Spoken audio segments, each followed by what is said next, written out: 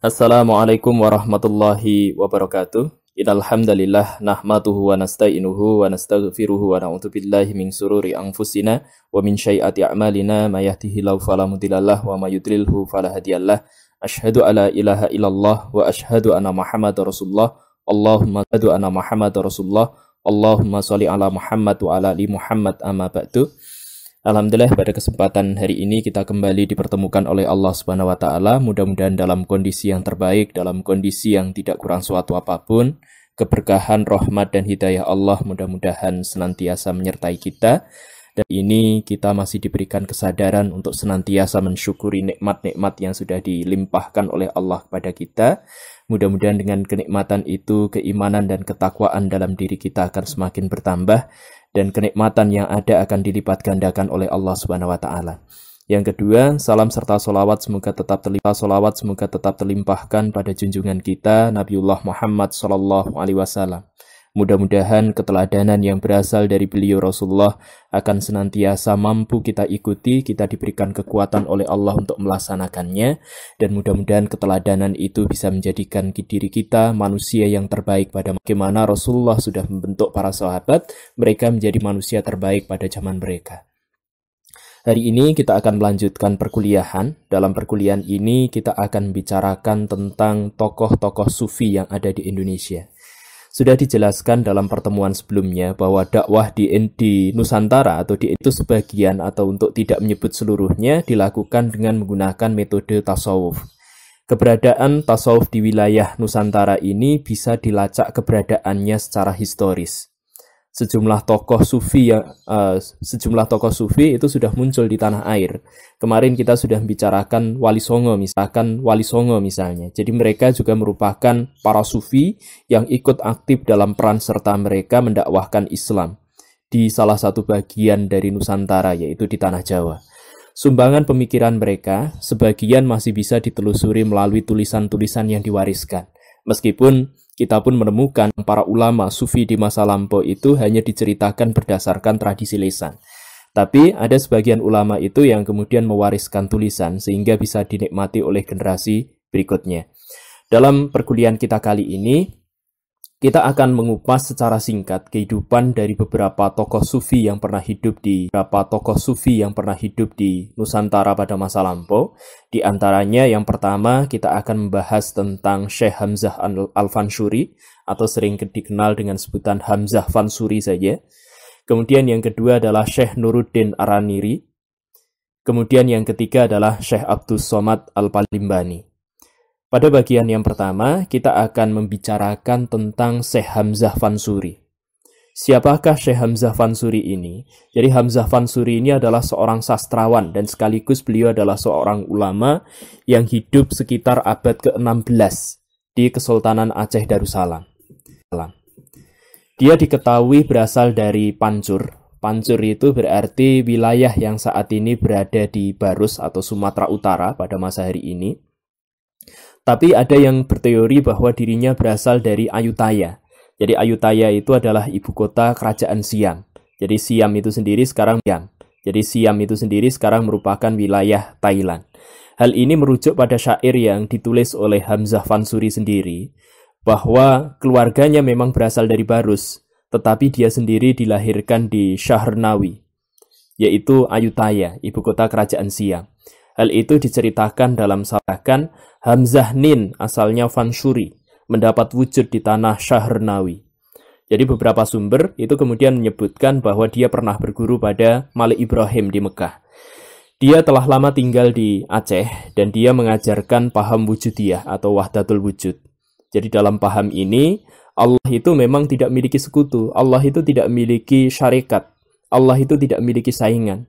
Jadi Allah tidak memiliki bandingan, sebab tidak ada segala sesuatu pun yang bisa menyamai keberadaan Allah. Tetapi Allah itu menampakkan wajah dan ayat-ayatnya di alam.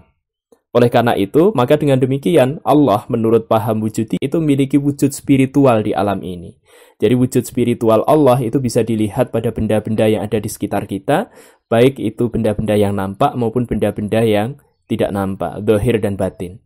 Jadi Hamzah Fansuri memperkenalkan ajarannya dengan menulis syair-syair. Syair itu biasanya ditulis oleh Hamzah Fansuri, terdiri dari 13 hingga 21 bait.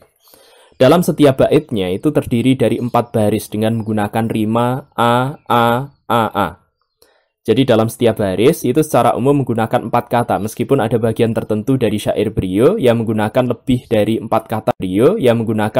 dari 4 kata, dalam setiap barisnya.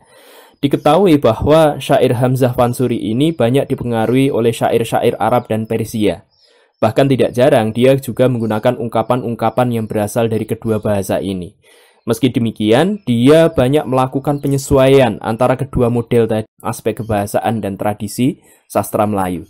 Jadi meskipun beliau mengadopsi syair-syair yang berasal dari Arab maupun Persia, tetapi beliau juga menyesuaikan dengan keberadaan atau tata bahasa atau tradisi yang dimiliki oleh bangsa Melayu pada saat itu. Jadi ini merupakan salah satu inovasi yang dilakukan oleh Syekh Hamzah Al-Fansuri. Jadi Syekh Hamzah Al-Fansuri dalam syairnya dia juga memperkenalkan konsep individualitas. Jadi sebuah gaya yang pada masa sebelumnya itu jarang diceritakan dalam sastra Melayu. Jadi apa yang dimaksud dengan gaya individualitas ini? Ini adalah gaya dengan pandang orang pertama. Dalam sastra-sastra Melayu itu biasanya seorang sastrawan itu akan berusaha untuk menceritakan pihak ketiga. Jadi tokoh lain dengan biasanya ini menggunakan kata ganti dia gitu ya. Tetapi dalam karya sastra yang dia tulis, tidak jarang Syekh Hamzah Fansuri itu menceritakan tentang dirinya. Jadi itulah dia kemudian mencurahkan pemikiran konsepsi tasawuf yang dia anut. Jadi wahdatul wujud yang tadi kita bicarakan. Maka tidak mengherankan jika pada masa berikutnya ada yang menjuluki beliau, ini beberapa tokoh ahli bahasa, salah satunya adalah Tiu gitu ya. Menjuluki dirinya sebagai menjuluki dirinya sebagai bapak bahasa dan sastra Melayu. Pemikiran dari Syekh Hamzah Fansuri ini mendapatkan banyak pengaruh dari Qadiriyah. Jadi Thariqah Qadiriyah, dan hal ini beliau akui sendiri dalam syairnya, gitu ya. Hal ini beliau akui sendiri dalam syairnya ketika dia menceritakan beroleh khilafat ilmu daripada Syekh Abdul Qadir Al-Jilani. Ini salah satunya. Dalam salah satu kitab karangan Hamzah Fansuri yang berjudul Syarabul Asyikin, jadi minuman seorang pecinta yang mabuk itu ya, yang sedang birahi. Jadi ungkapan birahi itu ia terjemahkan sebagai suatu ketertarikan, atau bahkan ini semacam mabuk gitu ya. Jadi mabuk akan anggur tauhid, minuman para salik atau pecinta. Jadi lebih lanjut, isyik itu beliau definisikan merupakan fase pengalaman kerohanian puncak yang dapat dicapai oleh seorang sufi. Untuk sampai ke tahapan ini, seseorang harus menyadari betapa dirinya itu tidak berarti, betapa dirinya itu sangat rendah. Jadi kesadaran itu kemudian membawa seseorang itu pada perasaan fana. Dia juga sampai pada perasaan baqo ini. Jadi ini merupakan bagian dari hal yang diperoleh oleh seorang sufi. Jadi di dalam kekasihnya, di dalam apa yang dia cintai. Jadi yang dimaksud adalah Allah Subhanahu wa taala. Di situ dia kemudian kembali kepada keberadaannya yang fitrah dan hakiki. Jadi hati orang yang mengalami isyik itu akan selalu tertarik kepada Tuhan, sehingga dia tidak terpaut lagi pada segala sesuatu yang ada di dunia. Dalam ikatan-ikatan sajaknya, jadi Syekh Hamzah Fansuri itu kerap menggambarkan sang kekasih itu seperti penjual minuman yang memabukkan. Tapi ini minuman yang memabukkan itu seperti penjual khamr gitu ya. Tapi jangan diartikan secara harfiah karena nanti bisa menyebabkan kekeliruan dalam pemaknaan. Jadi Allah itu seperti seorang syaki. Jadi penjual minuman yang memabukkan. Syaki itu hadir untuk menawan hati sang asyik. Jadi yang dimaksud dengan asyik untuk menawan hati sang asyik. Jadi yang dimaksud dengan asyik itu adalah seseorang yang berusaha untuk mendekati Allah sehingga dia kemudian berasyik masuk dengan Allah. Bila cinta itu berbalas, maka seorang asyik itu mestinya dia bersedia untuk mengorbankan segala hal yang ada dalam dirinya untuk meraih cinta dari kekasihnya yang kan. Jadi Allah itu seperti sesuatu yang dalam tanda kutip memabukkan gitu ya.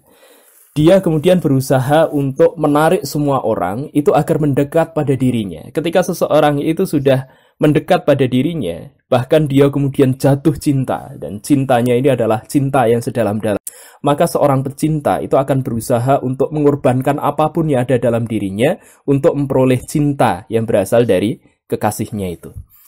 Jadi ini beberapa ungkapan yang berasal dari Syekh Hamzah Al-Fanzuri. Jadi berikutnya kita akan bicarakan tentang Syekh Nuruddin Araniri. Jadi Syekh Nuruddin Araniri ini diketahui merupakan salah satu pihak yang menentang ajaran yang disampaikan oleh Syekh Hamzah Fanzuri. Jadi akan kita bicarakan mengapa hal semacam itu terjadi gitu ya. Syekh Nuruddin Araniri adalah seorang ulama yang berasal dari Kesultanan Aceh sekitar abad 17. Beliau diketahui merupakan ulama, penasehat kerajaan pada masa pemerintahan Sultan Iskandar Thani atau Sultan Iskandar kedua. Beliau diketahui lahir di Ranir, India pada abad 16 dan beliau wafat pada tanggal 2158. Beliau mengunjungi Aceh sekitar tahun 1637, kemudian dia diangkat menjadi penasehat pada tahun 1644. Pada masa sebelumnya, beliau pernah berguru pada seorang syekh, yaitu Syekh Umar Abu Hafiz bin Abdullah Basyaiban, sebutan Syekh Umar Al-Idrus. Jadi, gurunya ini adalah seorang khalifah Thariqah dari Al-Idrus Ba'alawi dari India. Dia juga diketahui memiliki sanad keilmuan dari Thariqah Syatariyah dan Qadiriyah. Beliau diketahui merupakan ulama yang memiliki pengetahuan luas. Jadi beliau menguasai berbagai kajian ilmu mulai dari fikih, tasawuf, ilmu kalam, hadis, kemudian sejarah atau tarikh gitu ya. Beliau juga menguasai perbandingan agama dan beliau juga menguasai ilmu-ilmu yang lain. Salah satu kitab yang beliau tulis itu adalah Bustanus Salatin. Jadi ini merupakan salah satu kitab yang cukup terkenal yang menggambarkan tentang pemikiran tasawufnya. Selain itu, beliau juga menulis sekitar 28 kitab lainnya. Selama beliau berada di Aceh, Syekh Nuruddin Araniri ini dikenal berseberangan dengan pemikiran Syekh Hamzah Al-Fanzuri. Beliau banyak memberikan penolakan, jadi argumentasi beliau banyak menyanggah terhadap aliran Wahdatul Wujud yang diajarkan oleh Hamzah Fanzuri. Wahdatul Wujud yang pernah diajarkan jadi Wahdatul Wujud ini merupakan ajaran yang sebelumnya pernah diajarkan oleh Al-Halaj dan Syuhrawardi. Jadi cirinya itu adalah penyatuan kepada kondisi syukur atau kondisi mabuk gitu ya. Jadi mabuk yang dimaksud itu adalah mabuk dalam kecintaan kepada Allah. Jadi Wahdatul Wujud itu biasanya memiliki dua ciri. Yang pertama adalah mabuk pada kecintaan pada Allah, dan yang kedua adalah fana fillah. Jadi hilang bersama Allah. Jadi melalui dua kondisi seseorang itu akan mengeluarkan kata-kata. Jadi ketika seseorang itu sedang dalam kondisi mabuk karena saking asiknya dia mencintai Allah, atau dia itu hilang bersama Allah begitu ya. Jadi bisa saja dia kemudian mengeluarkan ungkapan-ungkapan atau kata-kata yang tidak lagi sesuai dengan ajaran agama atau sesuai dengan ajaran syariah. Jadi ungkapan-ungkapan ini yang biasanya dikenal dengan sebutan syatohat itu ya. Nah, hal semacam ini dinilai oleh Araniri bisa membahayakan dan menyesatkan akidah masyarakat. Jadi Wahdatul Wujud yang ada di sini tentu yang dimaksud berbeda dengan Manunggaling Kaulan Gusti yang dikenal oleh masyarakat Jawa gitu ya. Jadi dalam Manunggaling Kaulan Gusti itu persatuan antara manusia dan Allah itu ibaratnya seperti percampuran antara air dan kopi gitu, atau gula dan kopi gitu. Jadi sifat di antara keduanya meskipun sudah bercampur tetap bisa dibedakan. Jadi kalau misalnya kita minum segelas kopi begitu ya. Jadi kita masih bisa melihat airnya. Kita bisa merasakan rasa pahit yang berasal dari kopi.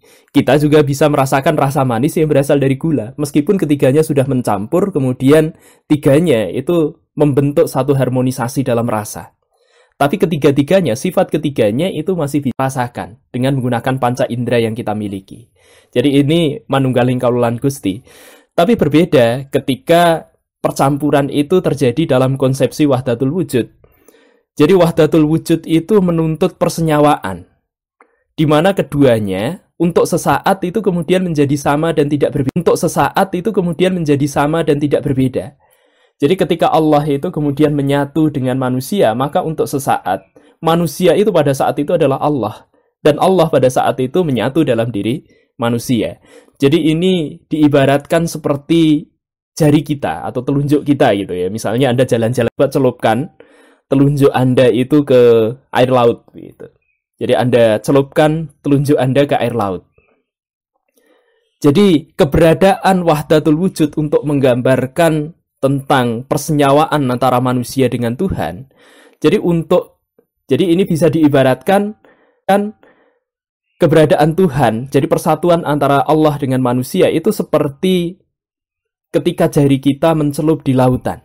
Jadi untuk sesaat air yang menempel di jari itu tidak bisa dibedakan dengan air yang ada di lautan. Jadi untuk sesaat Allah yang ada dalam diri manusia itu tidak bisa dibedakan mana dan mana yang manusia. Ini adalah ajaran dari ajaran dari Hamzah Fansuri yang kemudian dikritik oleh Syekh Nuruddin Araniri. Berikutnya pada bagian yang ketiga kita akan bicarakan tentang Syekh Abdus Somad Al-Palimbani. Beliau merupakan ulama yang lahir 1604 Masehi dan wafat pada usia 85 tahun, yaitu pada tahun 1789 Masehi. Beliau adalah putra dari Syekh Abdul Jalil bin Syekh Abdul Wahab bin Syekh Ahmad Al-Mahdani. Jadi ayah beliau ini adalah seorang ulama yang berasal dari Yaman dan pernah dilantik menjadi mufti di Kedah pada abad ke-18. Jadi Kedah itu saat ini berada di wilayah Malaysia.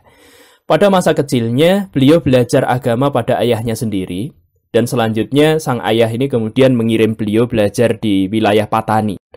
Beliau pernah belajar kepada Syekh Abdurrahman bin Abdul Mubin Pauhbu di Patani. Dia diizinkan untuk melanjutkan studi di Mekah dan Madinah pada masa berikutnya oleh gurunya ini. Beliau juga pernah belajar tasawuf pada Syekh Muhammad bin Saman.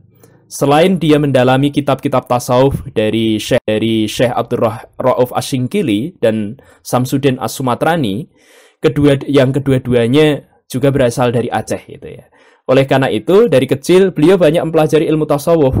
Maka dalam sejarah tercatat beliau merupakan seorang ulama yang memiliki kepakaran dan keistimewaan dalam cabang ilmu tasawuf ini.